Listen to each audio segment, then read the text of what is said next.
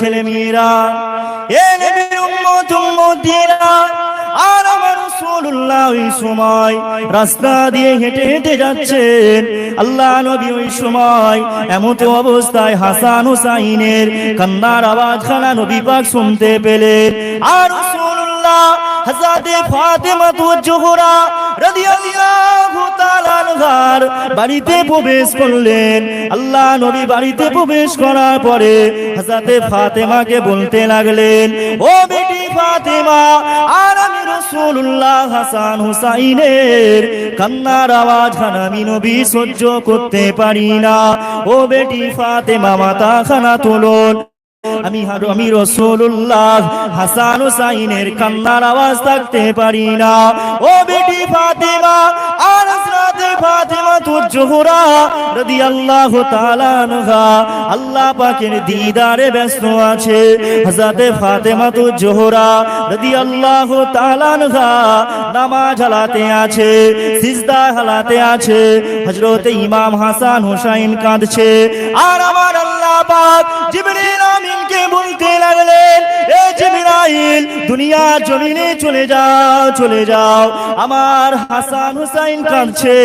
আমার হাসান হুসাইনের দোলনাখানা দোলা বন্ধ হয়ে গেছে। এ জিবরাইল, দুনিয়ার জমিনে যাও। আমার হাবিবুল্লাহ হাসান হুসাইনের কান্নার আওয়াজখানা আমার হাবিবুল্লাহ সহ্য করতে পারছে না। এ জিবরাইল, দুনিয়ার জমিনে যাও।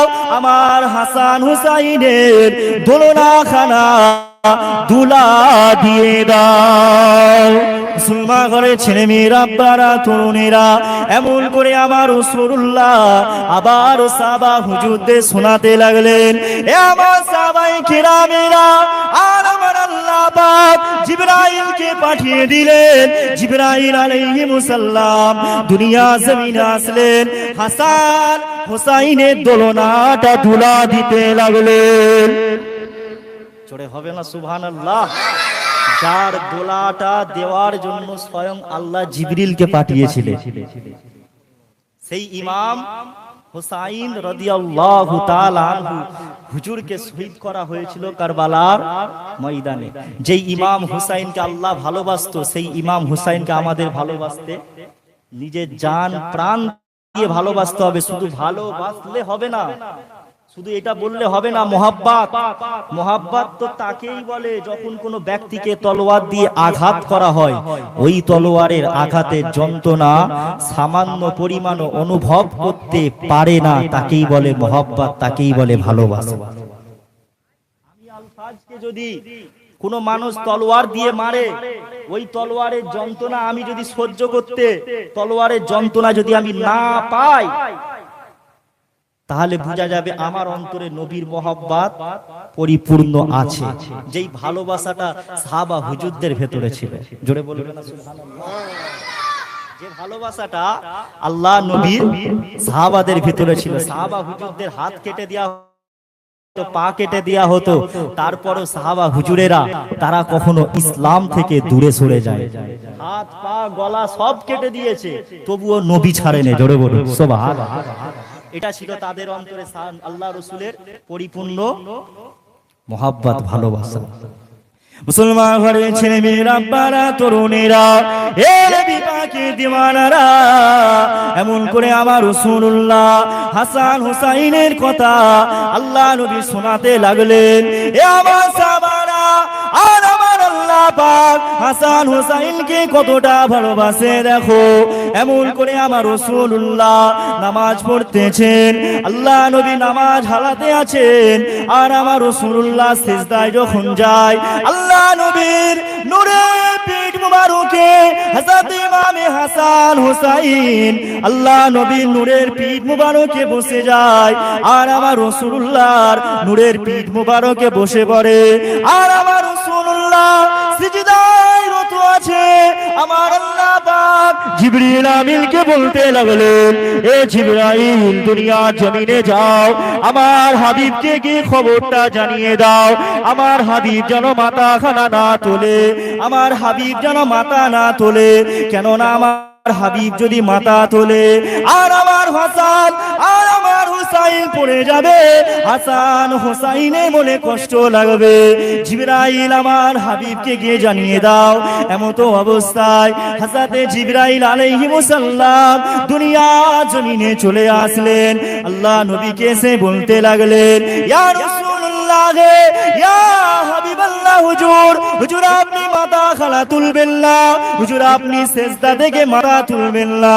কেননা আল্লাহ পাক জানিয়ে দিয়েছেন, আল্লাহ পাক আমাকে পাঠিয়েছে, আপনি যদি সিজদা থেকে মাথা তোলেন, হাসান হুসাইন পড়ে যাবে, আর হাসান হুসাইনের মনে ব্যথা লাগবে, হাসান হুসাইনের মনে কষ্ট লাগবে। ইয়া রাসূলুল্লাহ, ইয়া হাবিবাল্লাহ, হুজুর আপনি মাথাখানা তুলবেন না, হাসান হুসাইনের যদি কষ্ট হয় আমার আল্লাহ পাকেরও কষ্ট হবে। জোরে বলুন সুবহানাল্লাহ। এ নবী উম্মতিরা, সেই হাসান হুসাইনকে আর আল্লাহ নিজেও ভালোবাসে, রাসূলুল্লাহ ভালোবাসে। সেই হুসাইনকে কারবালার ময়দানে শহীদ করা হলো। এমন করে জিবরাইল আলাইহিস সালাম আমার আল্লাহ পাকের দরবারে আবার গেলেন। আল্লাহ পাককে বলতে লাগলেন, ও রাব্বি আল্লাহ পাক, আর আমি জিবরাইলের মনে বড় আশা জেগেছে, একবার ইমাম হাসান, একবার ইমাম হুসাইন হুজুরকে আমি জিবরাইল কোলেতে নেব। ও রাব্বি আল্লাহ, আর আমি জিবরাইলের মনে আশা জেগেছে, আপনার হাবিবুল্লাহ দরবারে যখন যায়, হাবিবুল্লাহ দরবারে যখন যায়, আপনার রাসূলুল্লাহ দরবারে যখন যায়, তখন হাসান হুসাইন আমি জিবরাইল আমার কোলেতে বসে নাই। ও রাব্বি আল্লাহ, আর আমি জিবরাইলের রূপটাকে, আমি জিবরাইলের আকৃতিটাকে আপনার হাবিবুল্লাহ দরবারে যখন গেছি, আপনার হাবিবুল্লাহ সাহাবা হযরতে দাহিয়া কলবি যখন আপনার হাবিবুল্লাহ দরবারে আসে, আর আপনার হাবিবুল্লাহ দরবারে যখন আসে, হাসান হুসাইন আপনার দাহিয়া কলবির কোলেতে বসে পড়ে। দাহিয়া কলবি যখন আপনার হাবিবুল্লাহ দরবারে আসে, হাসান হুসাইন দাহিয়া কলবির কোলে বসে। ও রাব্বি আল্লাহ, আর আমি জিবরাইলের আকৃতিটাকে, আমি জিবরাইলের রূপটাকে, আমি জিবরাইলের রূপটাকে আল্লাহ পাক আপনার হাবিবুল্লাহ সাহাবা দাহিয়া কলবির মতন করে দেন। আমার আল্লাহ পাক জিবরাইল আলাইহিস সালামের রূপটাকে, জিবরাইল আলাইহিস সালামের আকৃতিটাকে দাহিয়া কলবির মতন করে দিলেন। এ নবীর উম্মতিরা, আজ জিবরাইল আলাইহিস সালাম দুনিয়া জমিনে চলে আসলেন। আল্লাহ নবী দরবারে এসে বসে বললেন, মতো অবস্থায় হাসান হুসাইন হুজুর দাহিয়া কলবি ভেবে জিবরাইলের কোলে এসে বসে পড়ে। জিবরাইল আলাইহিস সালামের মনটা খুশি হয়ে যায়, জিবরাইল আলাইহিস সালামের মনটা অনেক আনন্দ হয়ে যায়। আর জিবরাইল আলাইহিস সালাম ওই সময় হাসান হুসাইনকে আদর করতে লাগে, হাসান হুসাইন হুজুরকে চুমা খেতে লাগে, হাসান হুসাইন হুজুরকে আদর করতে লাগে। এমতো অবস্থায় হযরতে জিবরাইল আলাইহিস সালামের পকেটের মধ্যে হাতখানা দিয়ে হাসান হুসাইন হুজুর কি যেন খোঁজাখুঁজি করতে লাগে। আর জিবরাইল আলাইহিস সালাম এটা বুঝতে পারে না, জিবরাইল এটা জানতে পারে না হাসান হুসাইন কি যেন খোঁজাখুঁজি করতে লাগে। কিছু না পেয়ে মনটা খারাপ করে উঠে চলে যায়। জিবরাইল আলাইহিস সালামের মনটা খারাপ হয়ে যায়। জিবরাইল আলাইহিস সালাম মনে মনে চিন্তা করতে লাগলেন, হাসান হুসাইন কেন আমি জিবরাইল আমার কাছ থেকে উঠে চলে গেল। ওই সময় জিবরাইল আলাইহিস সালাম আমার রাসূলুল্লাহর কাছে আসলেন, আর রাসূলুল্লাহকে বলতে লাগলেন, ইয়া রাসূলুল্লাহ, ইয়া হাবিবাল্লাহ, হুজুর, হুজুর আমি জিবরাইল আপনার দরবারে এসে বসেছিলাম, আর আপনার সাহাবা দাহিয়া কলবির রূপ ধরে আপনার দরবারে বসেছিলাম। ইয়া রাসূলুল্লাহ, রাসূলুল্লাহ ইয়া হাবিবাল্লাহ হুজুর আমি জিবরাইল আপনার সাহাবার রূপ ধরে এসেছিলাম। হাসান হুসাইন আপনার নওয়াসা হাসান হুসাইন, আমি জিবরাইল আমার কোলেতে বসে পড়ে ইয়া রাসূলুল্লাহ ইয়া হাবিবাল্লাহ হুজুর আমি জিবরাইলের অনেক মনটা আনন্দ হয়ে যায়। ইয়া রাসূলুল্লাহ ইয়া হাবিবাল্লাহ হুজুর হঠাৎ করে আপনার হাসান হুসাইন আমি জিবরাইল আমার কোল থেকে উঠে চলে যায়। ইয়া রাসূলুল্লাহ ইয়া হাবিবাল্লাহ হুজুর কেন হাসান হুসাইন উঠে চলে গেল? ওই সময় আমার রাসূলুল্লাহ বলতে লাগলেন, এ জিবরাইল আমার সাহাবা দহিয়া কলবি যখন আর আমি রাসূলুল্লাহ আমার দরবারে যখন আসতো, আমার সাহাবা দহিয়া কলবি হাসান হুসাইনের হুজুরের জন্য হাসান হুসাইনের জন্য পকেটে করে মিষ্টি খানা নিয়ে আসতো। আমার হাসান হুসাইন মিষ্টি খেতে পছন্দ করে।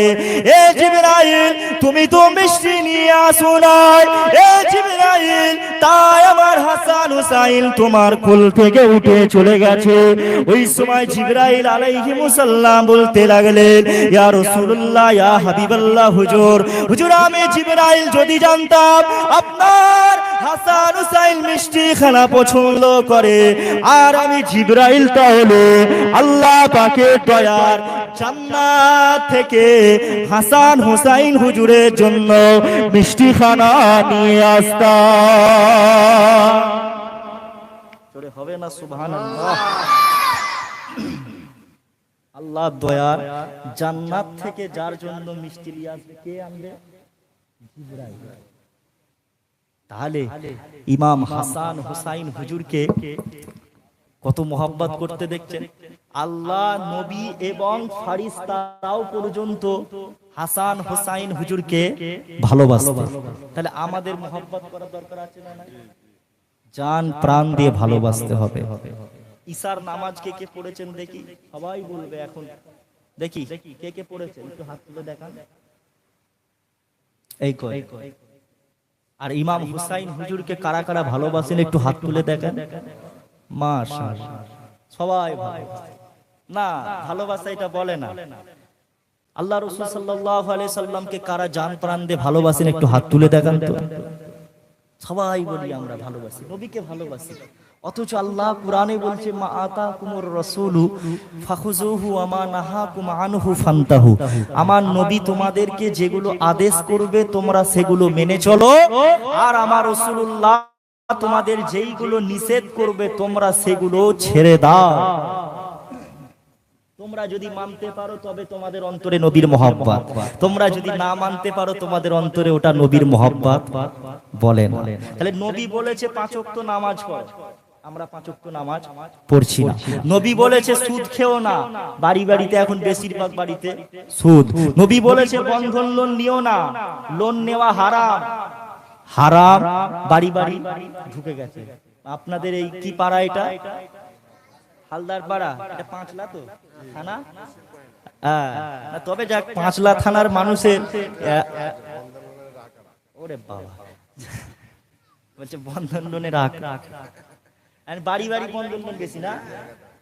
লোন নেওয়াও হারাম, লোনের টাকা দেওয়াও হারাম। মাথায় রাখবেন, সুদ খাওয়াও হারাম, সুদ দেওয়াও হারাম, সুদের ব্যবসা করাও হারাম, সবই হারাম।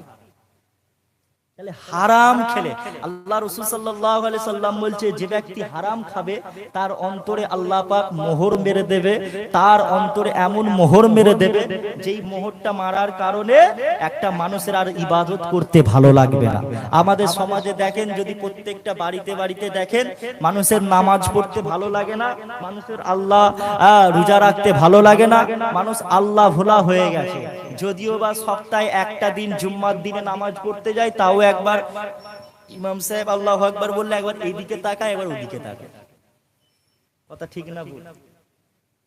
নামাজ পড়তে পড়তে কত কি নাটক শুরু হয়ে যায়।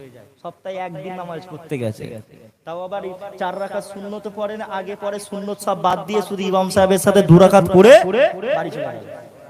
তারপরে যদি মসজিদে বাতাসা দেয় কি ক্ষীর দেয়, খেয়ে ঘর চলে গেল। আবার দেখা হবে সেই পরের সপ্তাহ জুম্মায়। অথচ আল্লাহ রাসূল সাল্লাল্লাহু আলাইহি সাল্লাম বলছে এক ওয়াক্ত নামাজ ছাড়লে পারে, এক ওয়াক্ত নামাজ ছাড়লে ৮২,০০০ বছর জাহান্নামের আগুনে থাকতে হবে, সাজা হিসাবে, শাস্তি। আমরা সেই শাস্তি ভোগ করতে পারবো না।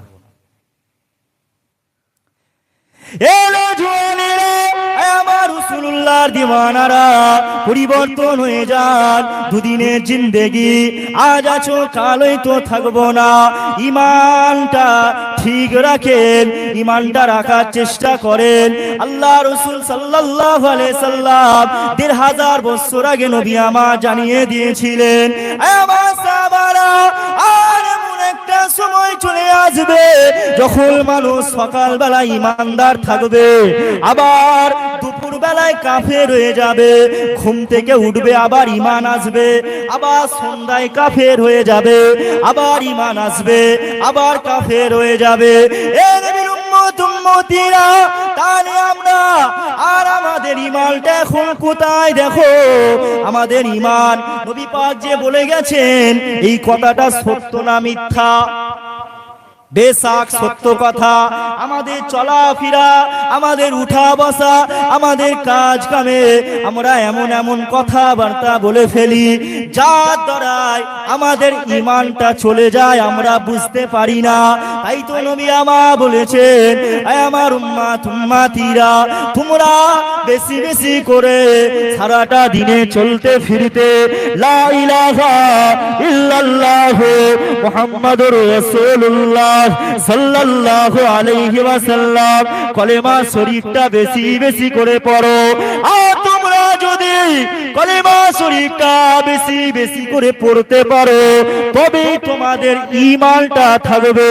কেননা আল্লাহ নবী বললেন, কিয়ামতের ময়দানে যখন মানুষের হিসাব নিকাশ হবে, মানুষের হিসাব নিকাশ হবে, আর আমার রাসূলুল্লাহ সমস্ত উম্মত উম্মতির জন্য আল্লাহ নবী শাফাআত করবেন, আল্লাহ নবী সুপারিশ করবেন। আর আমার রাসূলুল্লাহ বললেন, যাদের ঈমান সরষে পরিমাণ ঈমান থাকবে, তাদের করে আমার আল্লাহ জান্নাতি করে দেবে। কিন্তু মৃত্যুর সময় ঈমানটা থাকতে চায় না। এখনকার আমাদের মানুষের মৃত্যুর সময় আসলে অনেক চিন্তা ভাবনা, অনেক উল্টো পাল্টা চিন্তা চলে আসে। মৃত্যুর বলেন আর আমাদের এখন এই সময়টা বলেন, আমরা সারাদিনে চলতে ফিরতে এত গুনাহ করি, এত খারাপ খারাপ কথা বলি, আমরা আমাদের নিজেদের অজান্তেই ঈমান চলে যায়, আমরা বুঝতে পারি। কারণ নবী যখন বলেছে বেশক সত্য ঘটছে। আর এখন এই যে বন্ধন লোড বাড়ি বাড়ি ঢুকে গেছে, মনে হচ্ছে যেন সবাই হালাল ভেবে খাচ্ছে। বন্ধন লোন এমন ভাবে চালাচ্ছে, বক্তারা আলেম ওলামারা মসজিদের ইমাম সাহেব বলেন, অনেক বক্তা আলেম ওলামার মুখে সব শুনছি, বন্ধন লোন ছেড়ে দাও, ছেড়ে দাও, লোন খাওয়া, মুসলমান নামাজ ঠিকভাবে পড়ুনি, কি হয়েছে নামাজ পড়ুনি, রোজা রাখুনি, অন্তত যেগুলো হারাম সেইগুলো অন্তত ছেড়ে দাও। তা নয়, এমন ভাবে খাচ্ছে যেন হালাল, ওটা হালাল করে পাঠিয়েছে। কোন বক্তা আলেম ওলামার কারো কোনো কথা কেয়ার করছে না, বিন্দাস চালিয়ে যাচ্ছে। ছেড়ে দেন বন্ধন লোন, ছেড়ে দেন। হারাম ঢুকে গেলে পারে আপনার সংসারে কখনো রহমত, আপনার সংসারে আপনার টাকা পয়সায় কখনো বরকত হবে না, বুঝছেন না? আরে দেখেন ইমাম সাহেবদের মাইনে কেমন দেন, আমি এমনি বলছি ৬,০০০, ৭,০০০, ৮,০০০ যাই দেন, ইমাম সাহেবদের ঠিক সংসার কিন্তু চলে যাচ্ছে, চলে যাচ্ছে বলে আবার কমবে দিন। হ্যাঁ ভালো, ঠিক আছে, ইমাম সাহেবদের দেবেন। আর ইমাম তো নেতা নাকি, যেই ইমামের পিছনে নামাজ, এখন আবার দেখা যায় কি জানেন, ইমাম সাহেবদের পিছনে লেগে যায় কিছু কিছু মানুষ আছে, ইমাম সাহেব তো ওরে বাপ রে বাপ বিশাল পিছনে লাগে, কিচ্ছু জানে না, খালি তারাবাদ ধান্দা। এই একটা ইমাম সাহেব ১ বছর হলো, তারপরের বছর আবার একটা ইমাম সাহেব, খালি মসজিদে গেলে এখন ইমাম পাল্টাই হচ্ছে। যাক, হ্যাঁ, বন্ধন লোন যে কথা বলছিলাম, বন্ধন লোন নিলে পারে, বন্ধন লোন নিলে বাড়িতে রহমত বর্ষণ হবে না। ইমাম সাহেবদের 6-7 হাজার টাকা মাইনে সব অনেক কিছু করে ফেলছে, আর সাধারণ মানুষ অনেক ইনকাম করেও কিছু করতে পারছে না, না টাকায় বরকত নেই। ওই জন্য দেখবেন কিছু কিছু মানুষ, আমরা অনেক সময় ভাবি এই টাকা এত রোজগার করলাম, খালি টাকা বেরিয়ে যাচ্ছে, খরচা হয়ে যাচ্ছে, শেষ হয়ে যাচ্ছে, টাকা এই রোজগার করেছি এক্ষুনি শেষ, কদিনের মধ্যে, আরে বরকত হচ্ছে না তো, কথা বুঝছেন না তো? বাপ ছেড়ে দেন, সংসারে অশান্তি আসবে, স্বামী স্ত্রীর মধ্যে ঝগড়া হবে, বন্ধন লোন হারাম ঢুকে গেলে স্বামী স্ত্রীর মধ্যে ঝগড়া হবে। তাহলে আমরা সেই রকম, আমরা নামাজ যখন পড়িনি, রোজা যখন রাখিনি, অন্তত হারাম যেগুলো করেছে সেইগুলো থেকে বাঁচার চেষ্টা করব। সকলে বলেন ইনশাআল্লাহ। মুসলমান ঘরে ছেলে মেয়েরা, বাড়া তরুণেরা, এ নওজওয়ানেরা, আমার রাসূলুল্লাহ দিওয়ানারা, পরিবর্তন হয়ে যান। হযরত ইমামে হাসান হুসাইন হুজুরকে ভালোবাসেন। হযরত হাসান হুসাইন হুজুরের কথা, যে কথা বলছিলাম, হযরত হাসান হুসাইন হুজুরকে আমার রাসূলুল্লাহ অনেক মহব্বত করে, ভালোবাসে, পিয়ার করে। এই যুবকেরা, তরুণীরা, বাপেরা এমন করে নবী আমার সাহাবা হুজুরদের শোনাতে লাগলেন, আমার সাহাবারা আর আমার হাসান হুসাইন এমন করে হযরত ইমামে হাসান হুজুরকে শহীদ করে দেওয়া হলো। হযরত ইমাম হাসান হুজুরের পিছনে চক্রান্ত করতে লাগলো কিছু মানুষ, এমন করে হাসান হুজুরকে বিষ পান করানো হলো। হাসান হুজুরকে কিন্তু মারা হয় না, হুসাইন হুজুরের মতো কি করা হয়েছিল? বিষ। জোয়ান তরুণীরা, আমার রাসূলুল্লাহ দিওয়ানারা, আর হাসান হুজুরকে বিষ পান খুন করানো হলো। হযরত ইমামে হাসান হুজুর সময় হযরত ইমামে হুসাইন হুজুরকে বলতে লাগলেন, আমার ভাই হুসাইন আর আমি হাসান দুনিয়া থেকে হয়তো চলে যাব, আর আমি হাসান হয়তো বেশি গোল বাঁচব না। ও আমার ভাই হুসাইন, এরা আমাকে বিষ পান করিয়েছে। ও ভাই হুসাইন, আমি হয়তো বেশি খুন বাঁচব না। হযরত ইমামে হুসাইন হুজুর এই দৃশ্য খেলা দেখে আর হযরত হুসাইন হুজুর ঝরঝর করে কাঁপতে লাগলেন, উলঙ্গ তলোয়ার খানা বার করলেন। হযরত ইমামে হুসাইন হুজুর বলতে লাগলেন, ভাই হাসান, আপনাকে যারা বিষ পান করিয়েছে, আমি হুসাইন তাদের ছাড়ব না, আমি হুসাইন তাদেরকেও শহীদ করে দেব, আমি হুসাইন তাদেরকে ছাড়ব না। আল্লাহ নবী নওয়াজা হযরত ইমামে হাসান রাদিয়াল্লাহু তাআলা আনহু ওই সময় হুসাইন হুজুরকে বলতে লাগলেন, ও ভাই হুসাইন, না না না না, তুমি প্রতিশোধ নিতে যেও না। ভাই হুসাইন, আমি তোমাকে কয়েকটা ওসিয়াত করে যাচ্ছি, আর আমি হাসান যখন দুনিয়া থেকে চলে যাব, আর আমার লাশটাকে আমার নানা জান হুজুর পাক সাল্লাল্লাহু আলাইহি ওয়াসাল্লামের রওজা মুবারকের পাশে দাফন করো না, রওজা মুবারকের পাশে আমাকে দাফন করবে না, কেননা ওখানে আমাকে দাফন করলে মদিনার কিছু মানুষ আর আমি হাসানের বিরোধিতা করবে, আর আমি হাসানের বিরোধিতা করবে, ওরা আমার লাশটাকে ওখানে দাফন করতে দেবে না। ভাই হুসাইন, আমার লাশটাকে আমার আম্মা জান খাতুনে জান্নাত হযরত ফাতেমা জোহরা রাদিয়াল্লাহু তাআলা আনহার পাশেতে দাফন করবে। এমন করে হযরত হাসান হুজুর দুনিয়াতে বিদায় নিয়ে চলে গেলেন। এ যুবক তরুণীরা, আর হুসাইন হুজুর ওই সময় হযরত ইমামে হাসান হুজুরের লাশটাকে নিয়ে আল্লাহ নবীর রওজা মুবারকের পাশে নিয়ে গেলেন, দাফন করার জন্য নিয়ে গেলেন। মদিনার মানুষেরা হযরত ইমামে হাসানের বিরোধিতা করতে লাগলো। মদিনার মানুষেরা হযরত ইমামে হুসাইন হুজুরকে বলতে লাগলো, হুসাইন, হাসানের দাফন এখানে হবে না, হাসানকে এখানে দাফন করতে দেওয়া হবে না। ওই সময় হযরত ইমামে হুসাইন রাদিয়াল্লাহু তাআলা আনহু তলোয়ার খানা বের করলেন। আর তলোয়ার খানা বার করে ওই সময় মদিনার মানুষদের বলতে লাগলেন, হে মদিনার মানুষেরা, এই তলোয়ারটা হচ্ছে জুলফিকার, আমার আব্বাজান শেরে খোদা আলী তলোয়ার। এই তলোয়ার দিয়ে আমার ভাই হাসানের যারা বিরোধিতা করবে আর আমি তাদেরকে শহীদ করে দেব। হুসাইন হুজুর রেগে গেলেন।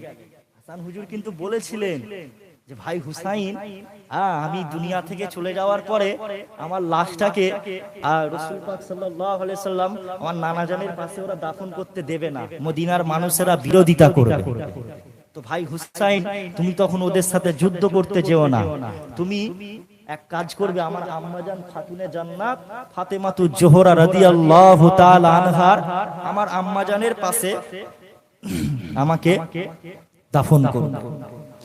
এ জোয়ানেরা, আমার রাসূলুল্লাহ দিওয়ানারা, আর ওই সময় হুসাইন রাদিয়াল্লাহু তাআলা আনহু যখন অত্যন্ত রেগে গেলেন, এমন অবস্থায় আল্লাহ নবী সাহাবা হযরতে আবু হুরায়রা রাদিয়াল্লাহু তাআলা আনহু বলতে লাগলেন, ও ভাই হুসাইন, হুসাইন তুমি এত রেগে যাচ্ছ কেন? তোমার ভাই হাসান তোমাকে তো বলে গেছেন তোমার আম্মা জানের পাশে দাফন করতে। এমন করে হাসান হুজুরকে হযরতে ফাতেমাতুজ জোহরা রাদিয়াল্লাহু তাআলা আনহার পাশেতে দাফন করে দিলেন। এই যুবকেরা, তরুণীরা, বাপেরা ও আমার রাসূলুল্লাহর দিওয়ানারা, এমন করে কারবালা যুদ্ধ তাড়াতাড়ি চলে আসতে লাগলো। হাসান হুজুর যখন দুনিয়া থেকে চলে গেলেন, হাসান হুজুর যখন দুনিয়া থেকে চলে গেলেন, মদিনার মানুষেরা হযরত ইমামে হুসাইন হুজুরের বিরোধিতা করতে লাগলো। মদিনার মানুষেরা হুসাইন হুজুরের বিরোধিতা করতে লাগলো। মদিনার গভর্নর জানিয়ে দিল, হুসাইনকে এইখানে থাকতে দেওয়া হবে না, আর হুসাইন যদি এখানে থাকে হুসাইনের গর্দানটা আলো করে দেওয়া হবে। আর ওই সময় আল্লাহ নবী নওয়াজা হযরত ইমামে হুসাইন হুজুর ঝরঝর করে কাঁদতে লাগে। ওই সময় মদিনার সাহাবা হুজুরেরা হযরত ইমামে হুসাইন হুজুরকে বলতে লাগলো, ও হুসাইন, তুমি মদিনা ছেড়ে চলে যাও, মক্কা শরীফে চলে যাও। এমন করে হযরত ইমামে হুসাইন আল্লাহ নবীর রওজা মুবারকে চলে গেলেন। আল্লাহ নবী রওজা মুবারকে গিয়ে ঝরঝর করে কাঁদতে লাগলেন, নানা জান, আর আমি হুসাইন মদিনা শরীফ থেকে চলে যাব। নানা জান, আমি হুসাইনের মনে হয় আর মদিনা শরীফে আসা হবে না। নানা জান, আমি হুসাইনের জন্য দোয়া করবেন। এমন করে আল্লাহ নবীর নওয়াজা হযরত ইমামে হুসাইন রাদিয়াল্লাহু তাআলা আনহু মদিনা শরীফ ছেড়ে মক্কা শরীফে চলে আসলেন। মক্কা শরীফের মানুষেরা আল্লাহ নবীর নওয়াজা ইমামে হাসান ইমামে হুসাইনকে পেয়ে মক্কা শরীফের মানুষেরা অনেক আনন্দ হয়ে গেল। মক্কা শরীফের মানুষেরা খুশি হয়ে গেল। মক্কা শরীফের মানুষেরা হযরত ইমামে হুসাইনকে পেয়ে অনেক আনন্দিত হয়ে গেল। এমন করে দেখা যায় কুফা জমিন থেকে আল্লাহ নবীর নওয়াজা হুসাইনের কাছে বারে বারে চিঠি আসতে লাগলো। কুফার মানুষেরা বলতে লাগলো, কুফার মানুষেরা চিঠি পাঠাতে লাগলো, হুসাইন আপনি আসেন, হুসাইন আপনি কুফার জমিনে আসেন, আমরা কুফার মানুষেরা আপনার হাতে বায়াত হব। কুফার মানুষেরা চিঠি পাঠাচ্ছে বারবার, আপনি আসেন। কম বেশি 150টা চিঠি পাঠিয়েছে খালি হুসাইন হুজুরকে। 150টা চিঠি পাঠিয়েছিল যে আমরা, আপনি আসেন, আমরা আপনার হাতে বায়াত হব। আর আল্লাহ রাসূলের সাহাবা হুজুরেরা ইমামে হুসাইন হুজুরকে বলছেন, হুসাইন তুমি কুফায় যেও না, তুমি কুফাতে যেও না। কেন না? তুমি কুফায় গেলে পারে কুফার মানুষের মনোভাব ভালো নয়, ওরা তোমার আব্বা শেরে খোদা মাওলা আলী রাদিয়াল্লাহু তাআলা আনহুকে শহীদ করেছে। তারা শহীদ করেছিল ওই কুফার মানুষেরা। কুফার মানুষেরা ভালো নয়, তুমি যেও না, তুমি মক্কা শরীফেই থাকো। ইমামে হুসাইন বলছেন না, কুফার মানুষ যখন এতবার চিঠি পাঠাচ্ছে তাহলে আমাকে একবার যেতে হবে, আমি একবার যাই। এখানে একটা পয়েন্ট আছে, ইমাম হুসাইন হুজুর যখন মক্কা শরীফে রওনা দিয়ে কুফাতে রওনা দিলেন, মক্কা শরীফ থেকে কতজন সাথে ছিল? 82 জন। কত? কিছু আলেম, কিছু বক্তা তারা বলে ইমামে হুসাইন হুজুরের সাথে কেউ সাথ দিয়েছিল না। ইমামে হুসাইন হুজুরকে যখন কারবালার ময়দানে শহীদ করা হয়েছিল, মাত্র 82 জন কাফেলা নিয়ে গিয়েছিলেন, তিনার সাথে কেউ ছিল না। আরে আমরা বলি ইমাম হুসাইন হুজুরের সাথে কেউ ছিল না, এই কথাটা ভুল। ইমাম হুসাইন হুজুর কাউকে সাথে নেয়নি। জোরে বলুন সুবহানাল্লাহ। যদি সাথে নিতেন তাহলে কারবালার ময়দানে একটা মানুষের পা রাখার মতন জায়গা খুঁজে পাওয়া যেত না। পুরো কারবালার ময়দানটা ভর্তি হয়ে যেত ইমাম হুসাইন হুজুরের আহলে বায়েতকে মহব্বতকারী। তখন ইমাম হুসাইনের ভক্ত মুরিদান ভক্ত এত ছিল, ভালোবাসার মানুষ এত ছিল, যদি হুজুর বলতেন কারবালায় যুদ্ধ হবে, কারবালার ময়দানে যুদ্ধ হবে, কুফার মানুষদের সাথে, ইয়াজিদ বাহিনীর সাথে যুদ্ধ হবে, যদি কিছু আপনার বলতেন তাহলে কি বললাম, কারবালার ময়দানে জায়গা দিতে পারা যেত না। ইমাম হুসাইন হুজুর সাথে কাউকে নেয়নি, সেই কারণে 82 জন কাফেলা নিয়ে বের হয়েছে। তো ইমাম হুসাইন রাদিয়াল্লাহু তাআলা আনহু হুজুর যখন কারবালার ময়দানের দিকে রওনা দেবেন, তো তখন ওই সময় সাহাবা হুজুররা বললেন, ভাই হুসাইন তুমি যখন যাবে তাহলে এক কাজ করো, মুসলিম বিন আকিল রাদিয়াল্লাহু আনহু তাকে তোমার ভাইকে প্রথমে কুফায় পাঠাও। মুসলিম বিন আকিলকে প্রথমে কুফাতে পাঠাও, যদি কুফার মানুষের মনোভাব ভালো হয় তাহলে তারপরে নাই তুমি যাবে। এটা ইমাম হুসাইন রাদিয়াল্লাহু তাআলা আনহু কে সাহাবা হুজুরেরা বলতে লাগে। তো মুসলিম বিন আকিল রাদিয়াল্লাহু তাআলা আনহু তিনাকে পাঠিয়ে দিলেন কুফার জমিনে। কুফায় মুসলিম বিন আকিল চলে গেলেন। মুসলমান ঘরে ছেলে মেয়েরা, বাড়া তরুণীরা, এলে জওয়ানেরা, আমার রাসূলুল্লাহ দিওয়ানারা, এমন করে আল্লাহ নবী সাহাবা হযরতে মুসলিম বিন আকিল রাদিয়াল্লাহু তাআলা আনহু কুফা জমিনে চলে গেলেন। কুফা জমিনে যাওয়া পরে মুসলিম বিন আকিলের হাতে এক এক করে বায়াত গ্রহণ করতে লাগলেন। মুসলিম বিন আকিলকে কুফার মানুষেরা পেয়ে অনেক খুশি হয়ে গেল। কুফার মানুষেরা মুসলিম বিন আকিলের হাতে বায়াত হতে লাগলো। এমন করে 40,000 মানুষ মুসলিম বিন আকিলের হাতে বায়াত গ্রহণ করেছিলেন। এলো জওয়ানেরা, আমার রাসূলুল্লাহ দিওয়ানারা, এই খবরটা যখন ইয়াজিদ পায় মুসলিম বিন আকিলের হাতে 40,000 মানুষ বায়াত হয়েছে, এই খবরটা যখন ইয়াজিদ পায়, ইয়াজিদ ওই সময় উবাইদুল্লাহ ইবনে জিয়াদকে এই খবরটা পাঠিয়ে দিলেন। উবাইদুল্লাহ ইবনে জিয়াদকে কুফার গভর্নর করে দিলেন। উবাইদুল্লাহ ইবনে জিয়াদ কুফা জমিনে এসে ওই সময় উবাইদুল্লাহ ইবনে জিয়াদ কুফার মানুষদের বলতে লাগলো, এ কুফাবাসীরা, তোমরা যদি ইমামে মুসলিম বিন আকিলের সাথে থাকো, তোমরা যদি মুসলিম বিন আকিলের হাতে বায়াত গ্রহণ করে থাকো, তার যদি তোমরা সাথী হয়ে থাকো, তাহলে আমি উবাইদুল্লাহ ইবনে জিয়াদ তোমাদের গর্দানটা আলো করে দেব। যখন এইটা বলেছে তখন সব সাইড হয়ে 40,000 মানুষ। এবার এইখানে আরেকটা আছে, মুসলিম বিন আকিল রাদিয়াল্লাহু আনহু হুজুরের কাছে যখন 40,000 মানুষ বায়াত হয়েছে, মুসলিম বিন আকিল রাদিয়াল্লাহু আনহু এটা দেখার পরে তিনি ভাবতে লাগলেন, মানুষ তো অনেক ভালো, মেহমানদারি তো ভালোই করছে।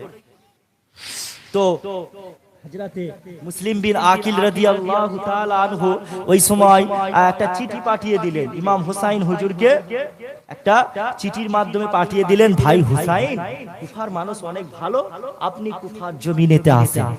40,000 মানুষ, আমি মুসলিম বিন আকিলের হাতে বায়াত হয়েছে, এবার আপনি আসেন। চিঠি অলরেডি পেয়ে গেছে, চিঠি হুসাইন হুজুর পেয়ে গেছে। তারপরে হুসাইন হুজুর ওই দিক থেকে 82 জনের কাফেলা নিয়ে বাড়ি থেকে আপনার মক্কা শরীফ থেকে কুফার দিকে রওনা দিয়েছে। এদিকে উবাইদুল্লাহ জিয়াদ কি করলো, ছড়িয়ে দিল কুফার জমিনে, খবর দিয়ে দিল যে যারা মুসলিম বিন আকিলের সাথে থাকবে তাদেরকে তাদের গর্দান কি করা হবে, আলোক করে দেওয়া হবে। মানুষ আস্তে আস্তে চলে যেতে লাগলো। শেষ পর্যন্ত দেখা যায় মুসলিম বিন আকিল হুজুরের সাথে টোটাল 3 জন মানুষ ছিল। কজন? 40,000 থেকে টোটাল 3 জন মানুষ, সব ভয়েতে পালিয়েছে, নিজের জানকে বাঁচাতে।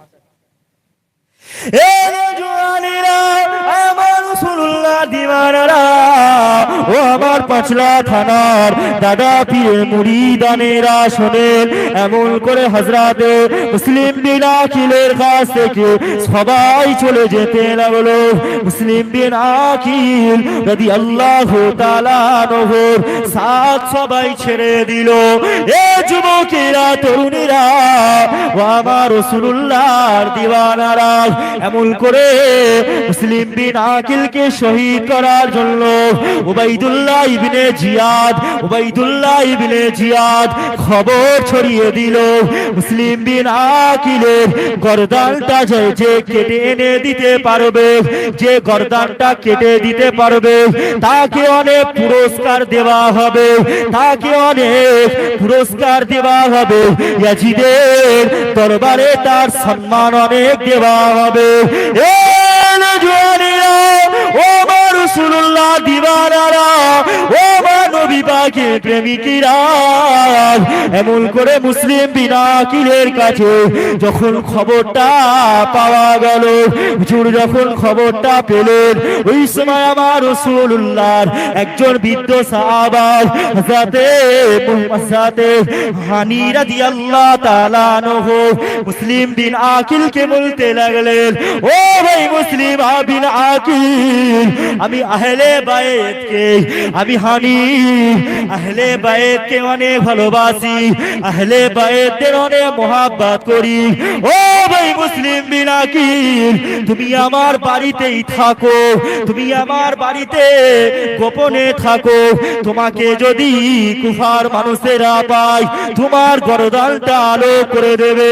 আল্লাহ নবী সাহাবা হযরত মুসলিম বিন আকিল রাদিয়াল্লাহু তাআলা আনহু হযরত হানি রাদিয়াল্লাহু তাআলা আনহু বাড়িতে ঢুকে গেলেন, বাড়ির মধ্যে গোপনে কাটাতে লাগলো। এমন করে কুফার মানুষেরা ইয়াজিদ বাহিনীরা হযরতে মুসলিম বিন আকিলকে খোঁজাখুঁজি করতে লাগে। চারিদিকে এটাকেই খালি খুঁজছে। কেন? মুসলিম বিন আকিলকে যদি মারতে পারি এই সময় অনেক পুরস্কার পাবো। মুসলিম বিন আকিলকে যদি মারতে পারি তাহলে ইয়াজিদের দরবারে আমার সম্মান অনেক বেড়ে যাবে। মানুষ ভাবছে সব তলোয়ার নিয়ে খালি খুঁজাখুঁজি করছে মুসলিম বিন আকিলকে মারবে। এমন করে ইয়াজিদ বাহিনী ওবাইদুল্লাহ যখন শেষ পর্যন্ত পাওয়া গেল না, মুসলিম বিন আকিলকে পাওয়া গেল না, তখন ওবাইদুল্লাহ ইবনে জিয়াদ একটা খবর পাঠিয়ে দিল। একজন আপনার ইয়াজিদেরই লোক তাকে বড় একটা জুব্বা পরিয়ে দিয়ে, বুঝছেন না, মাথায় টুপি দিয়ে, একজন বয়স্ক মতন লোক, আর তার দাড়ি আছে, চাপ দাড়ি, একদম সুন্দর পাকা দাড়ি, বড় জুব্বা, মাথায় টুপি দিয়ে সে তখন তাকে পাঠিয়ে দিল। তাকে বলল, তুমি যদি যাও, তুমি যদি মুসলিম বিন আকিলের খবর নিয়ে আসতে পারো তাহলে তোমার সম্মান অনেক বাড়িয়ে দেওয়া হবে, তোমাকে অনেক পুরস্কার দেওয়া হবে। ওই ব্যক্তিটা সুন্দর পাঞ্জাবি পরে বুজুর্গ সেজে, বুঝছেন না, একটু বুজুর্গ টাইপের সেজে হযরতে হানি রাদিয়াল্লাহু আনহুর বাড়ির এখানে আসলেন। এসে আর তিনি বলতে লাগলেন, সব জায়গায় খুঁজেছে, পায়নি। শেষকালে হানি হুজুরের তিনি তখন জানতে পারলেন নবী পাকের একজন সাহাবা আছে, বয়স্ক সাহাবা, তার নাম হযরতে হানি। তিনি মনে মনে চিন্তা করলেন একবার তার বাড়িতে যাই। তিনি গেলেন, যাওয়ার পরে হযরতে হানি রাদিয়াল্লাহু আনহুকে বলতে লাগলেন, আমি অনেক হুসাইন হুজুরকে আমি অনেক খোঁজাখুঁজি করছি, আমি হুসাইনের হাতে বায়াত হব। ইয়াজিদের ওই লোকটা সেজেইছে, সেজে বড় বড় পাঞ্জাবি পরে জুব্বা পরে সেজে এসেছে যে আমি আপনার হুসাইনের হাতে বায়াত হব। তখন হযরতে হানি রাদিয়াল্লাহু আনহুর কাছে যখন এবার ইমামে হুসাইন হুজুরের কাছে ওই মানুষটাকে নিয়ে যাওয়া হলো, ওই মানুষটা তাহলে এবার কি বুঝে গেল যে কার বাড়িতে, হানির বাড়িতে মুসলিম বিন আকিল আছে। ওই মানুষটা ভালো আচরণ ভালো করেছে হুসাইন হুজুরের সাথে করে, তারপরে বাড়ির দিকে রওনা দিয়ে নাম করে ইয়াজিদের দরবারে সোজা, ইয়াজিদের দরবারে গিয়ে বলে দিল অমুক হযরতে হানির বাড়িতে মুসলিম বিন আকিল আছে। ইয়াজিদ বাহিনী চলে আসলো, মুসলিম বিন আকিল হুজুরকে শহীদ করে দিলেন। বলুন ইন্না লিল্লাহি ওয়া ইন্না ইলাইহি রাজিউন। আর ওদিকে হযরত ইমামে হুসাইন হুজুর 82 জনের কাফেলা নিয়ে কুফার জমিনে আসছে। এ জওয়ানেরা আর আমার রাসূলুল্লাহ নওয়াজা ইমামে হুসাইন হুজুর কুফা জমিনের দিকে আসতে লাগলেন। এমন করে আসার সময় এক ভাইয়ের সাথে দেখা হলো। ওই ভাইকে জিজ্ঞাসা করলো, ভাই কুফা রাস্তাটা আমাকে বলে দেন। ওই সময় ওই মানুষটা কুফা রাস্তাটা বলে দিল। আর ওই সময় ওই মানুষটা বলতে লাগলো, আপনি আহলে বাইত, আপনি নবীর খানদান, তাই আপনাকে বলছি ভাই আপনি হুসাইন আপনি মক্কায় চলে যান, হুসাইন আপনি মক্কায় চলে যান, কেননা আপনার ভাই মুসলিম বিন আকিলকেরা কুফার মানুষেরা শহীদ করে দিয়েছে। ও ভাই হুসাইন, আর আপনি কুফায় মক্কা শরীফে চলে যান, আর মক্কা শরীফে যান। আপনি যদি কুফা জমিনে যান তাহলে আপনাকে কুফা আর মানুষেরা আপনাকেও শহীদ করে দেবে। হযরত ইমামে হুসাইন রাদিয়াল্লাহু তাআলা আনহু এই খবরটা পাওয়ার পরে, এই কথাটা শোনার পরে আল্লাহ নবীর নওয়াজা ইমামে হুসাইন ঝরঝর করে কাঁদতে লাগলো। আমার ভাই মুসলিম বিন আকিলকে কুফার মানুষেরা শহীদ করে দিয়েছে, আর আমার ভাইকে যখন এরা শহীদ করেছে, আমি হুসাইন অবশ্যই কুফা জমিনেতে যাব। কুফা জমিনে আমি যাব, আমাকে কেউ বাধা দিতে পারবে না। আমার ভাইকে শহীদ করেছে, হাফ রাস্তা তো চলেইছে না, কুফার দিকে চলে এসছে। তারপরে হযরতে আপনার মুসলিম বিন আকিল রাদিয়াল্লাহু আপনার ইমাম হুসাইন হুজুর কুফার দিকে আসলেন। ভোর হয়ে গেল, জায়গাটা ঠিক বুঝতে পারছে না, জায়গাটা একটা বড় বিশাল ময়দানে উপস্থিত হয়েছে। জায়গাটা ঠিক বুঝতে পারছে না। একটা ভাইয়ের সাথে দেখা হলো, আবার ফজরের ওয়াক্ত হয়ে গেছে। তিনাকে জিজ্ঞাসা করলো এই জায়গার নাম কি? তিনি তখন বলতে লাগলেন এই জায়গার নাম হলো কারবালা। কারবালা। ইমাম হুসাইন হুজুর কথাটা শুনে, নামটা শুনে ঝরঝর করে কেঁদে কেঁদে বলতে লাগলো, কাফেলার মানুষদের বলতে লাগলো, এইখানেতেই তাবু গাঁথো, এইখানেতেই তাবু খাটাও। আমি হুসাইন, আমার নানা জান যে আমাকে বলে গিয়েছিল, হুসাইন তোমাকে যে জায়গায় শহীদ করা হবে ওই জায়গার নাম হচ্ছে কারবালা। কি নাম? ওই জায়গার নাম কারবালা। এই জায়গাতেই আমার নানা জান বলে গিয়েছিলেন যে আমার হুসাইন তোমাকে ওই জায়গায় শহীদ করা হবে। তো হযরতে ইমামে হুসাইন হুজুরের, আপনার ইমাম হুসাইন হুজুরের কাফেলা ওইখানেতেই, ওই জায়গাতেই তারপরে তাবুটা খাটানো হলো। ফজরের ওয়াক্ত হয়ে গেল, সকাল হয়ে গেল। তারপরে সকাল হয়ে গেল, ইয়াজিদ বাহিনীরা আসলো। ইয়াজিদ বাহিনীরা এসে হযরতে ইমাম হুসাইন হুজুরের সাথে সারা দিন তর্ক বিতর্ক হয়েছে। তারা বলেছে, হয় তুমি হুসাইন ইয়াজিদের নেতৃত্ব মেনে নাও, না হলে তুমি এইখান থেকে চলে যাও। হয় ইয়াজিদের নেতৃত্ব মানো, যদি ইয়াজিদের নেতৃত্ব মানো তাহলে তুমি অনেক সম্মান পাবে, আর যদি ইয়াজিদের নেতৃত্ব না মানো তাহলে তোমাকে শহীদ করে দেওয়া হবে। আপনার ইয়াজিদ বাহিনী বলতে লাগলো। হযরত ইমাম হুসাইন হুজুর বললেন, না, আমি ইয়াজিদের নেতৃত্ব, ইয়াজিদ সিংহাসনে বসবে, এটা আমি মেনে নেব না। সব ঠিক ছিল। আল্লাহ রাসূল সাল্লাল্লাহু আলাইহি ওয়াসাল্লাম চলে যাওয়ার পরে প্রথম খলিফার নাম কি? হযরতে আবু বকর সিদ্দিক রাদিয়াল্লাহু তাআলা। ধাপে ধাপে আসলো আবু বকর, উমর, উসমান, আলী, এমন করে ঠিক ধাপ ধাপ এসে এসে হযরতে মুয়াবিয়া রাদিয়াল্লাহু তাআলা আনহুর কাছে খেলাফত আসলো। মুয়াবিয়া হুজুর কে ছিলেন? যে ইয়াজিদের আব্বা মুয়াবিয়া। অনেক কিছু কিছু যারা শিয়া আছে, যারা শিয়া, আমরা তো কি, আমরা কি সুন্নি, আমরা কি সুন্নি, আমাদের মাসলাক কি আহলে সুন্নাত ওয়াল জামাআত। তো শিয়ারা মনে করে সাহাবা হুজুররা মুয়াবিয়া রাদিয়াল্লাহু আনহু কাফের। বলুন নাউজুবিল্লাহ। কোন সাহাবাকে, হুসাইন হুজুরকে ভালোবাসেন ঠিক আছে, তবে সব সাহাবাকে আপনাকে সম্মান করতে হবে, শ্রদ্ধা করতে হবে। কেন? নবী বলেছে আসহাবিকান নুজুম, আমার সাহাবারা এক একটা সাহাবা হলো আসমানের তারকার নাই। জোরে বলুন সুবহানাল্লাহ। সবাইকে ভালোবাসতে হবে। তো আমরা মুয়াবিয়া রাদিয়াল্লাহু তাআলা আনহুকে ভালোবাসি। মুয়াবিয়া হুজুর চলে যাওয়ার পরেই হলো ঝামেলা। খেলাফতে এবার কে বসবে?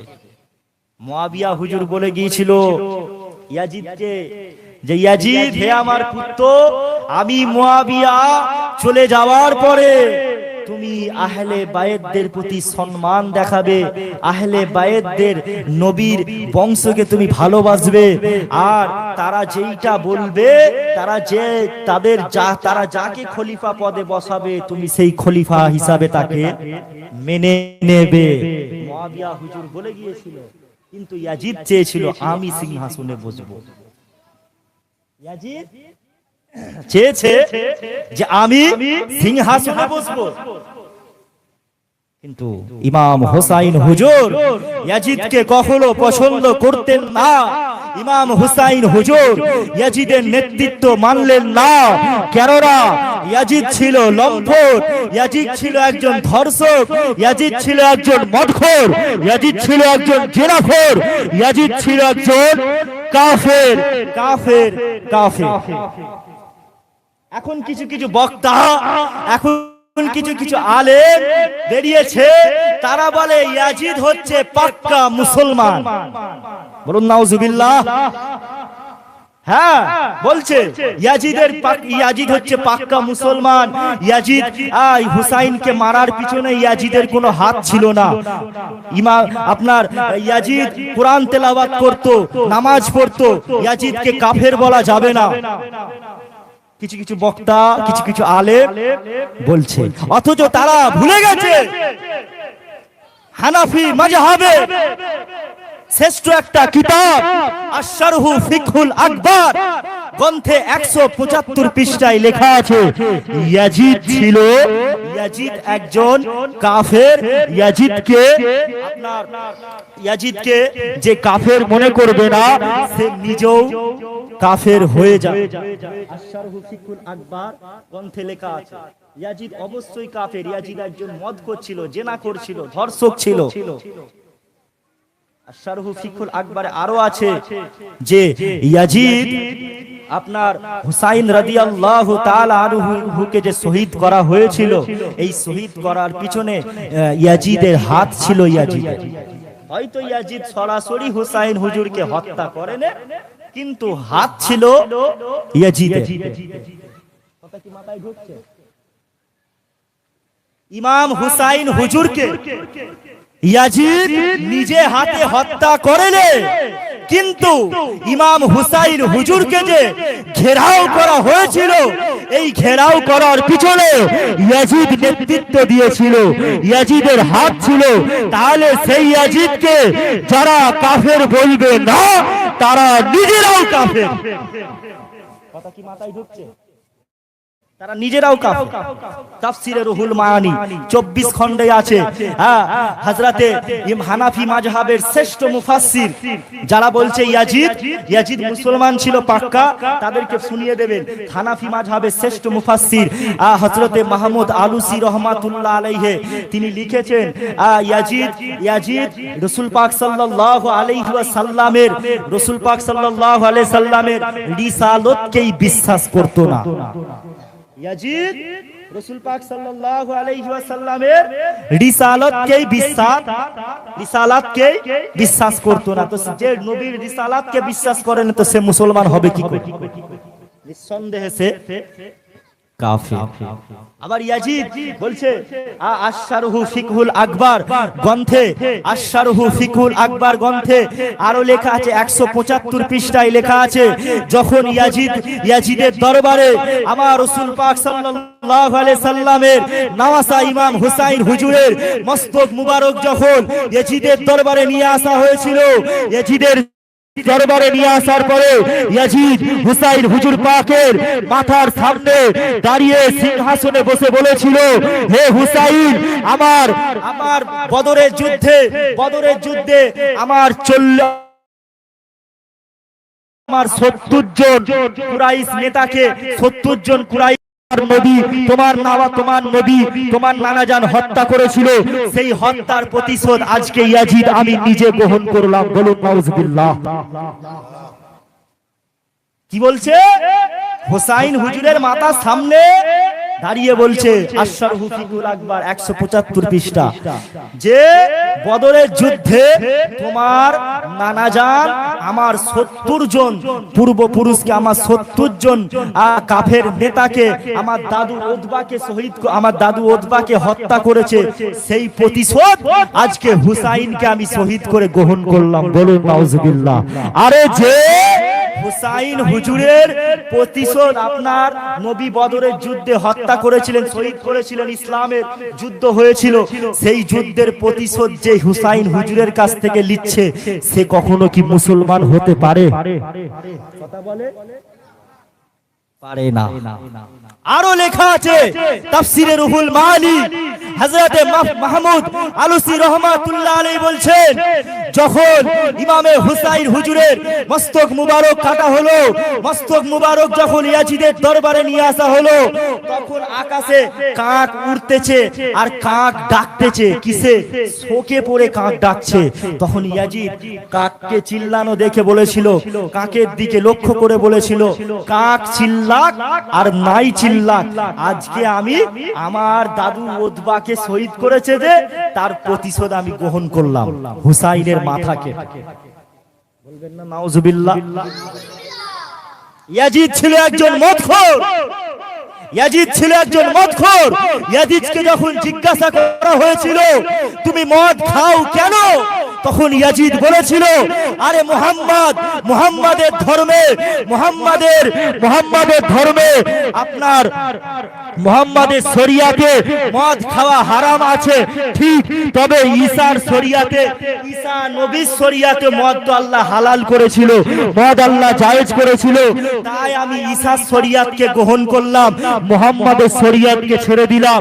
আরে যেখানে রাসূল পাক সাল্লাল্লাহু আলাইহি সাল্লাম ঈসা নবী চলে যাওয়ার পরে আমার নবী যেইখানে এসেছে, নবীকে যখন নতুন করে রিসালাত দেওয়া হয়েছে, নবীর কাছে যখন নতুন করে শরিয়াত দেওয়া হয়েছে, যেখানে ঈসা নবীর শরিয়াত বাতিল করে দেওয়া হয়েছে, সেই বাতিল করে দেওয়ার পরে যে নবীর রিসালাতকে, যে নবীর তাওহীদকে, যে নবী পাক সাল্লাল্লাহু আলাইহি ওয়াসাল্লামের আপনার শরিয়াতকে বিশ্বাস করে না, তার কি কখনো ঈমান থাকতে পারে? আপনারাই বলেন পারে? তাহলে বোঝা গেল কি ইয়াজিদ বেশক কাফের, ইয়াজিদ অবশ্যই কাফের। ইমাম মাহমুদ আলুসি রহমাতুল্লাহ আলাইহি বলেছেন তাফসীরে রুহুল মানিতে আরো একটা আয়াতের ব্যাখ্যায় বলেছেন লানাতুল্লাহি আলা যালিমিন, এই আয়াতটার ব্যাখ্যা করতে গিয়ে বলেছেন ইয়াজিদ নবী পাক সাল্লাল্লাহু আলাইহি ওয়াসাল্লামের রিসালাতকে বিশ্বাস করত না, তাই ইয়াজিদের উপরে খোদা তাআলার লানত। অবশ্যই আমাদের সুন্নিদেরকে, আমাদেরকেও ইয়াজিদের উপরে খোদার লানত, ইয়াজিদের সাথে যারা সাথ দিয়ে কারবালার ময়দানে যারা শহীদ করেছিল তাদের উপরও লানত বর্ষিত হোক। সকলে বলেন আমিন। ধ্বংস হয়ে যাবে যারা আহলে বায়াতের বিরুদ্ধে যারা গেছে, তারা বেশক জাহান্নামী। তারা কি আহলে বায়াতকে যারা শহীদ করেছে তারা বেশক জাহান্নামী, তারা কোনোদিন জান্নাতি হতে পারে না। আর হুসাইন হুজুরের সাথে থেকে যারা শহীদ হয়েছে তারা সকলেই জান্নাতি। জোরে বলুন সুবহানাল্লাহ।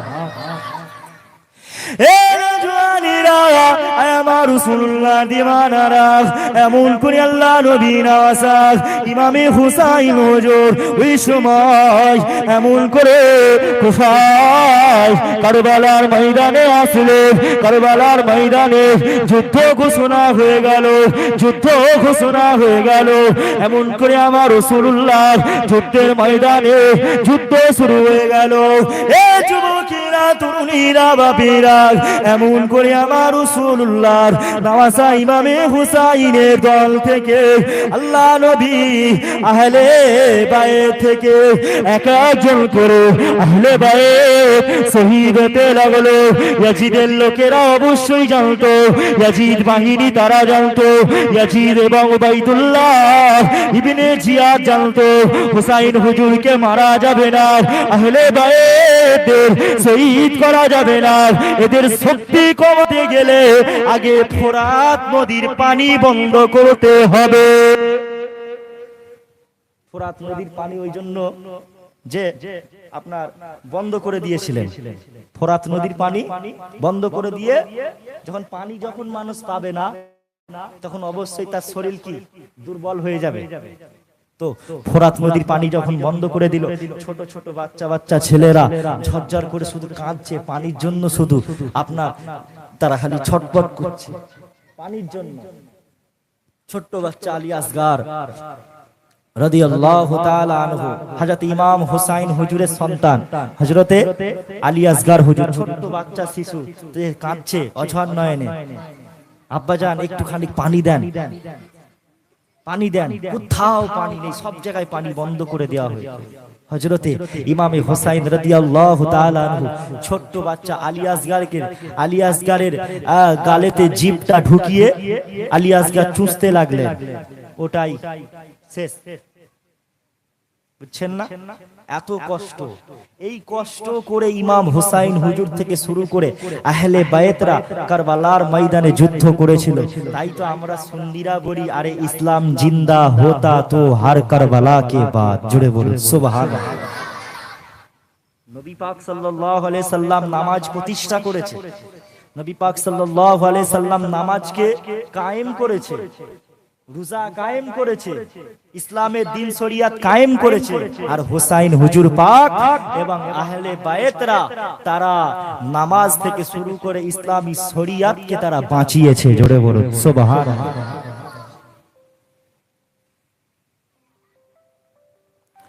তো হযরত ইমামে হুসাইন রাদিয়াল্লাহু তাআলা আনহু এমন করে কারবালার ময়দানে যুদ্ধ শুরু হয়ে গেল। মুসলমান ঘরে ছেলেমেয়েরা, বারা তরুণেরা, এ নওজওয়ানেরা, আমার রাসূলুল্লাহ দিওয়ানারা, এমন করে হযরত ইমামে হুসাইন রাদিয়াল্লাহু তাআলা আনহু কারবালার ময়দানে যুদ্ধ শুরু হয়ে গেল। এ যুবকেরা, তরুণীরা, বাপেরা, একা করে কারবালার ময়দানে আল্লাহ নবীর আহলে বায়তেরা শহীদ হয়ে গেল। আহলে বায়তেরা একা করে শহীদ হয়ে গেল। এ যুবকেরা, এ আমার মুরব্বি বাজানেরা, এমন করে ইমামে হুসাইন রাদিয়াল্লাহু তাআলা আনহু কারবালার ময়দানে যুদ্ধ করতে লাগলেন।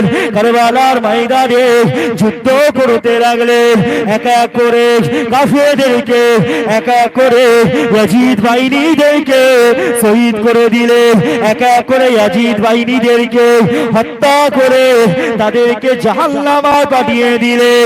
এ যুবকেরা, তরুণীরা, বাপেরা, এমত অবস্থায় হযরত ইমামে হুসাইন রাদিয়াল্লাহু তাআলা আনহু আসরের ওয়াক্ত হয়ে গেল।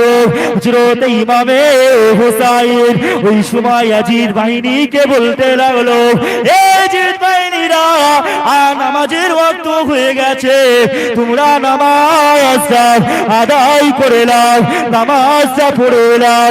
ইয়াজিদের লোকেরা বলেছিল, ও হুসাইন, তোমার নামাজ তুমি পড়ো, আমরা নামাজ পড়বো না।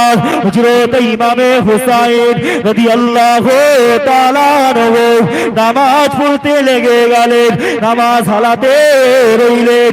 এমত অবস্থায় ইয়াজিদ বাহিনীরা চিন্তা করতে লাগলো, হুসাইনকে এই সময় না শহীদ করলে কখনোই মারতে পারবো না।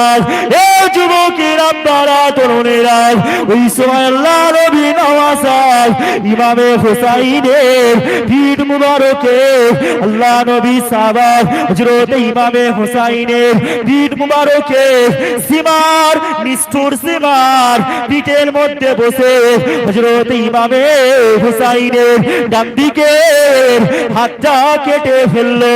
হযরত ইমামে হুসাইনের শরীরটা ঘুরে গেল। আল্লাহ নবী নওয়াজ ইমামে হুসাইন বলতে লাগলো, সীমারকে বলতে লাগলো, তোমার বুকটা, তোমার জামাটা একবার খোলো, তোমার বুকটা আমাকে একবার খুলে দেখাও। ওই সময় সীমার, ওই সময় যার বুকটা খুলে দেখালো আল্লাহ নবী নওয়াজ হযরত ইমামে হুসাইন রাদিয়াল্লাহু তাআলা আনহু ওই সময় বলতে লাগলো, এ নিষ্ঠুর সীমার, আমার নানা জান, আল্লাহ নবীদের হাজার, আমার নানা জান বলে গেছেন, হুসাইন তোমাকে যে শহীদ করবে তার বুকে লোম থাকবে না। তুমি সেই নিষ্ঠুর সীমার, আমার নানা জান তোমার কথা বলে গেছে, আমি জানি তুমি আমাকে শহীদ করে দেবে। ওই সময় হযরত ইমামে হুসাইনের গর্দান পালো করে দেওয়া হলো। এ যুবকেরা, তরুণীরা, সকলে বলেন ইন্না লিল্লাহি ওয়া ইন্না ইলাইহি রাজিউন। ইমামে হুসাইন হুজুরকে আপনার শহীদ করে দেওয়া হলো কারবালার ময়দানে। তারপরে ইমামে হুসাইন রাদিয়াল্লাহু তাআলা আনহু আপনার মাথাটা, মস্তকটা নেজার উপরে তুলে আপনার ঘষরাতে ঘষরাতে পুরো কুফাবাসীকে দেখিয়ে ইয়াজিদের দরবারে নিয়ে যাচ্ছে। ইয়াজিদের দরবারে নিয়ে যাচ্ছে। ইয়াজিদের দরবারে যখন নিয়ে যাওয়া হলো, ইয়াজিদের সামনে রাখার পরে ইয়াজিদ বেতে ছড়ি নিয়ে আল্লাহ নবীর নওয়াসা ইমাম হুসাইন হুজুরের মস্তক মুবারকে মারতে লাগলো, ছড়ি দিয়ে মারতে লাগলো। মজা করছে, ঠাট্টা করছে, কথা বুঝছেন না? তো সেই ইমাম হুসাইন রাদিয়াল্লাহু তাআলা আনহু কারবালার ময়দানে শহীদ হয়ে গেলেন। ইমাম হুসাইন রাদিয়াল্লাহু আনহু, তাহলে বোঝা গেল কি নামাজ পড়ার জন্য ইমাম হুসাইন হুজুর শহীদ হয়েছে। কথা ঠিক না বেটি? তাহলে আমাদের নামাজ পড়ার দরকার আছে না? কারা কারা পড়বেন ইনশাআল্লাহ একটু হাত তোলেন তো। আমি 5টা ওয়াক্তের ওয়াদা করব, দেখা যাবে 5 ওয়াক্তের নামাজের ওয়াদা করে যাব, তারপরে কাল থেকে 5 ওয়াক্ত নামাজ সব মসজিদে যাবে, 4 দিন কি 5 দিন কি 6 দিন ভালো লাগবে, তারপরে সব আউট। কাউকে আর খুঁজে পাওয়া যাবে না। অন্তত 2 ওয়াক্ত কি 3টে ওয়াক্ত, একটা ওয়াক্ত হলেও কারা কারা পড়বেন আমার সাথে একটু ওয়াদা করেন ভাই, একটু হাত তুলে দেখান তো দেখি। মসজিদে না হলেও বাড়িতে পড়বেন, বাড়িতে না হলেও যেখানে কাজ করেন সেখানে পড়বেন।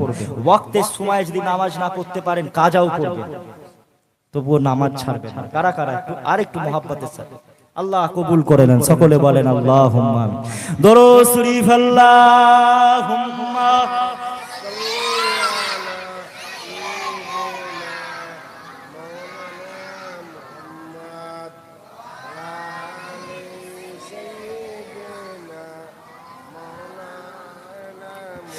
তুমি মানলে মানো, তুমি মানলে মানো, না মানলে মন মানো না। আশিকেরি আসল জান্নাত সোনার মদিনা, আশিকেরি আসল জান্নাত সোনার মদিনা। তুমি মানলে মানো, তুমি মানলে মানো, না মানলে মন মানো না। আশিকেরি আসল জান্নাত সোনার মদিনা, আশিকেরি আসল জান্নাত সোনার মদিনা। আশিক হৃদয়ে যত ইশকেরি জ্বালা দূর করিতে পারে ওই মদিনাওয়ালা। জোরে হবে না, ওই মদিনাওয়ালা।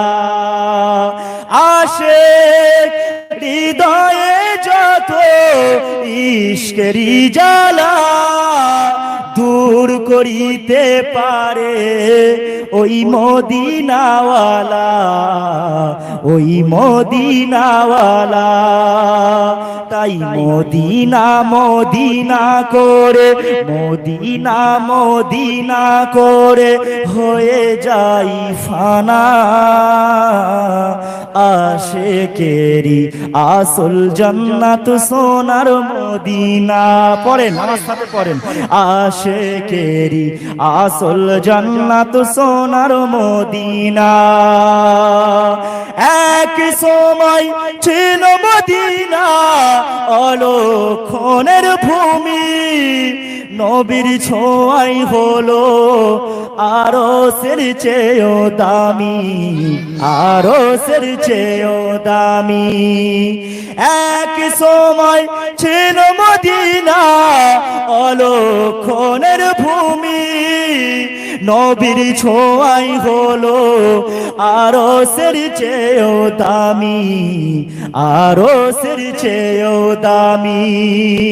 নবী যে তাই আছেন শুয়ে, নবী যে তাই আছেন শুয়ে, জান্নাতের ওই টুকরা বলে করলেন ঘোষণা। আশিকেরি আসল জান্নাত সোনার মদিনা, আশিকেরি আসল জান্নাত সোনার মদিনা। সবাই তো স্বর্গের পাগল নরকের না, আমি আলফাজ কিছুই চাই না, আমি আলফাজ স্বর্গ নরক কিছুই চাই না, কিছুই চাই না। সবাই তো স্বর্গের পাগল নরকের না, আমি আলফাজ স্বর্গ নরক কিছুই চাই না, কিছুই চাই না। কামনা শুধু কামনা শুধু দিদারে নবী ও রব্বানা আশিকেরি আসল জান্নাত সোনার মদিনা আশিকেরি আসল জান্নাত সোনার মদিনা তুমি মানলে মানো তুমি মানলে মানো না মানলে মন মানো না আশিকেরি আসল জান্নাত সোনার মদিনা আশিকেরি আসল জান্নাত সোনার মদিনা আল্লাহুম্মা সাল্লি আলা